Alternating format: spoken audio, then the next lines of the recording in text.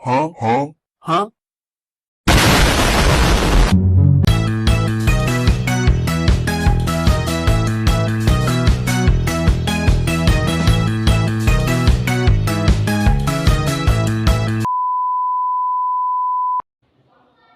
Assalamualaikum warahmatullahi wabarakatuh. Yang kami hormati Bapak Karim SH MSI selaku dosen pembimbing mata kuliah landasan pendidikan serta teman-teman yang saya banggakan. Puji syukur marilah kita panjatkan kehadirat Allah Subhanahu wa taala yang telah memberikan kita nikmat rahmat sehingga kita bisa berkumpul di tempat ini dalam keadaan sehat walafiat. Perkenalkan, nama saya Asriana, NIM 25376GSD0934. Saya selaku moderator, kami dari kelompok 1 akan mempresentasikan materi kami yang berjudul Sistem Pendidikan Nasional dan Kebijakan Pendidikan. Baik, masing-masing dari kami akan membacakan materinya. Materi pertama dibacakan oleh Violina Hepsa, materi kedua dibacakan oleh Sri Wahyuni, materi ketiga dibacakan oleh Wasakila, materi keempat dibacakan oleh Surati Buton, materi kelima dibacakan oleh Sumita Hasim, dan materi keenam dibacakan oleh Anita Melianti. Untuk mempersingkat waktu, kami persilakan kepada pemateri pertama. Hi. Wait a minute. Who are you?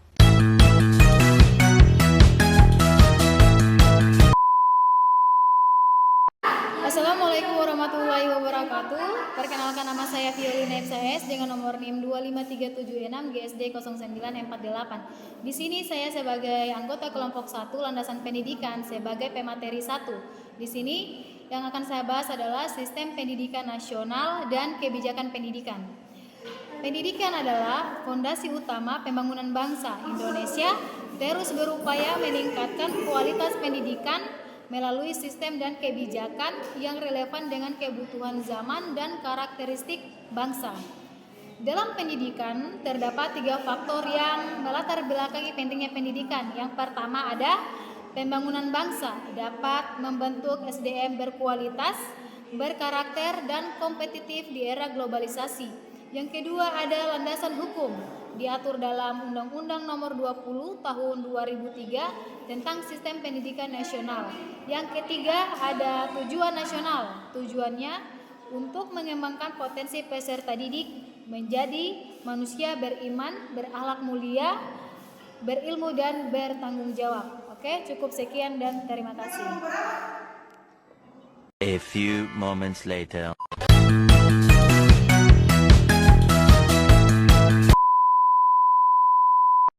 Perkenalkan, nama saya Sri Wahyuning dengan NIM 25376GSD0960.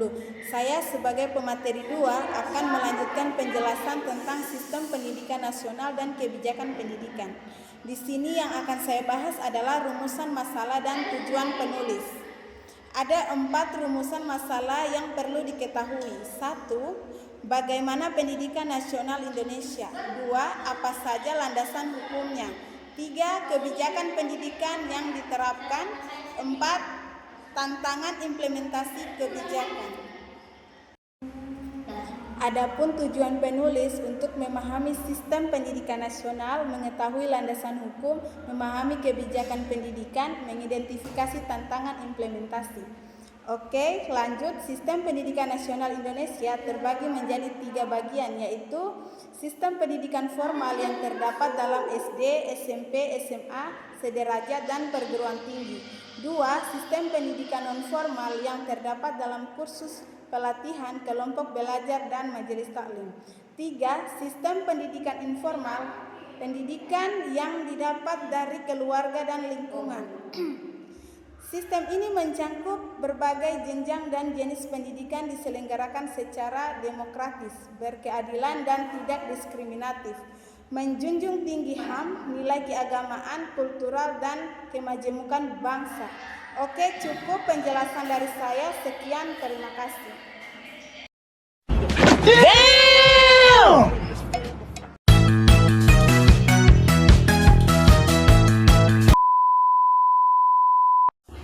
Perkenalkan, nama saya Wasakila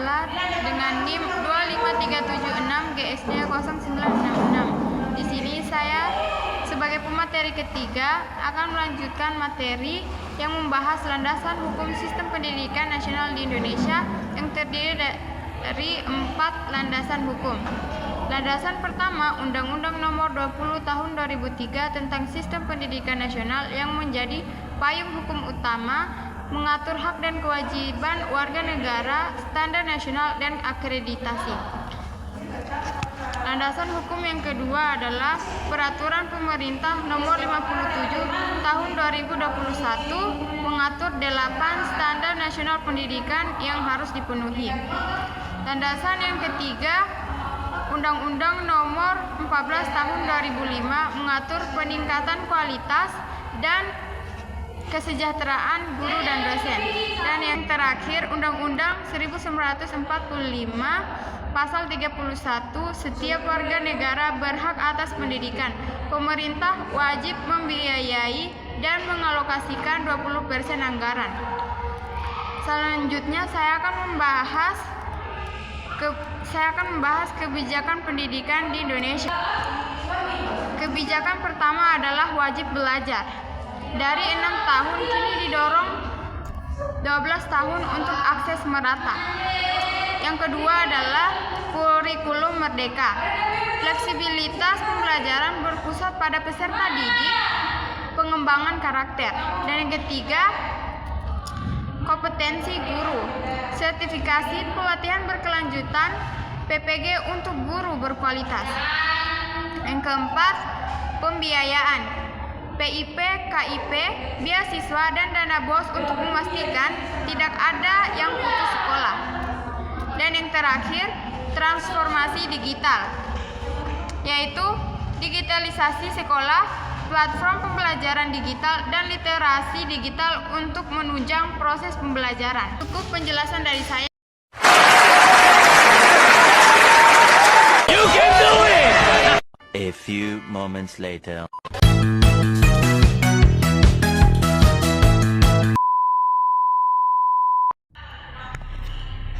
Perkenalkan, nama saya Surati Putra dengan NIM 25376GSD0954.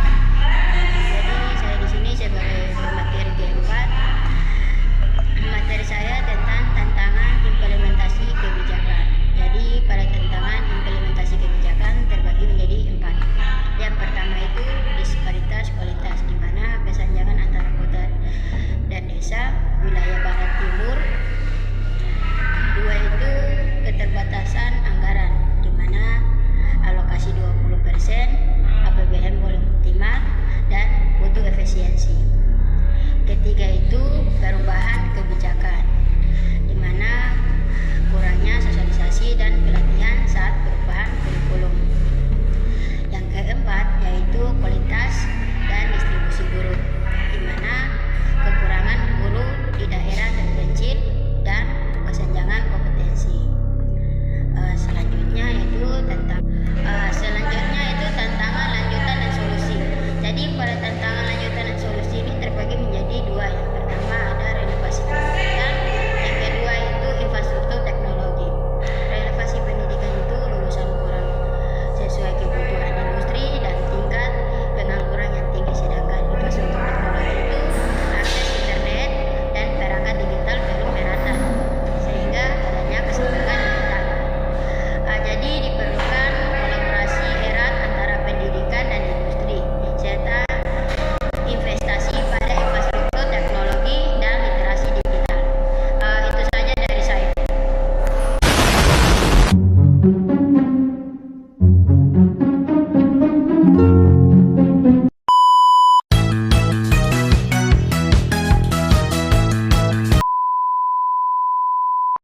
Perkenalkan, nama saya Sumita Hasim dengan nomor NIM 25376GSD0962.